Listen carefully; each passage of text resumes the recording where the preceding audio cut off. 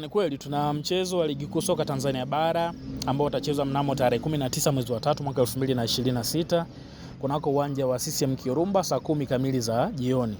Kutokana na ukubwa na hadhi ya mchezo, sisi kama klabu ya Pamba Jiji tukiwa ni wenyeji wa mchezo tumeweza kuupa ama huu mchezo una kauli mbiu kuelekea kwenye huo mchezo, ambapo kauli mbiu ni hii ni yetu. Kwa hiyo hii ndio kauli mbiu kuelekea kwenye huo mchezo ambao anasema hii ni yetu.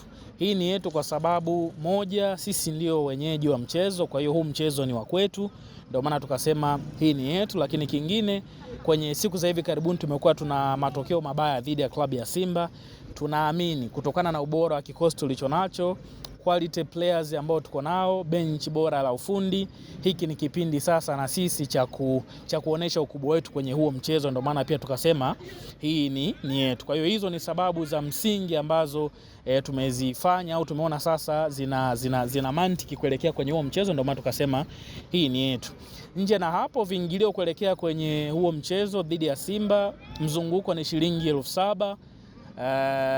VIP B ni shilingi 15,000 na VIP A ni shilingi 30,000. Kwa hiyo hivyo ni viingilio rafiki kabisa kuelekea kwenye huo mchezo dhidi ya Simba. Na tutaanza kuuza tiketi kuanzia tarehe 16 kwenye maeneo mbalimbali. Kwa hiyo lengo la kutangaza mchezo mapema, lengo la kuzungumza na nyinyi mapema ni kuambia umma juu ya ratiba ilivyo, lakini watu wajiandae na wakati tiketi mapema.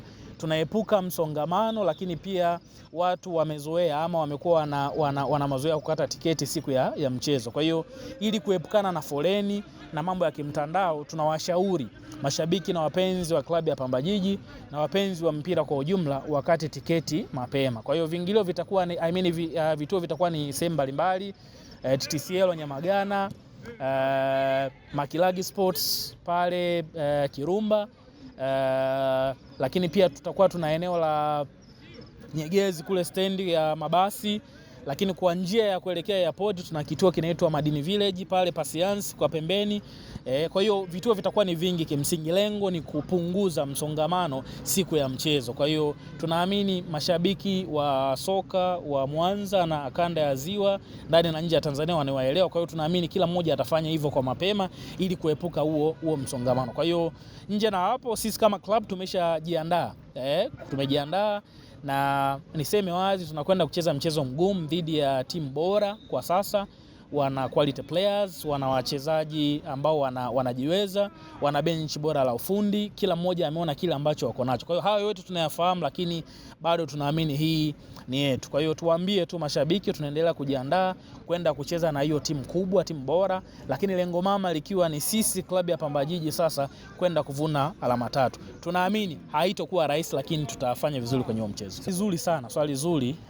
Natamani hata wakati mna rekodi hapa lisikike watu waelewe. Mimi niseme kitu kimoja. Maandalizi ambayo sisi klabu ya Pamba Jiji tunajiandaa kucheza dhidi ya Simba, Yanga, Azam na timu nyingine, ni maandalizi hayo ambayo tunajiandaa kucheza dhidi ya timu nyingine ambazo ziko kwenye ligi kuu soka Tanzania bara. Kwa hiyo sio swala la Simba, sio swala la Yanga, sio swala la timu nyingine. Maandalizi ni yale. Hatubadilishi structure ya mazoezi, plan na kila kitu. Kwa hiyo vile ambavyo tunajiandaa dhidi ya hawa giants ambao tunawaita na kuwaona, ni maandalizi hayo pia dhidi ya timu nyingine.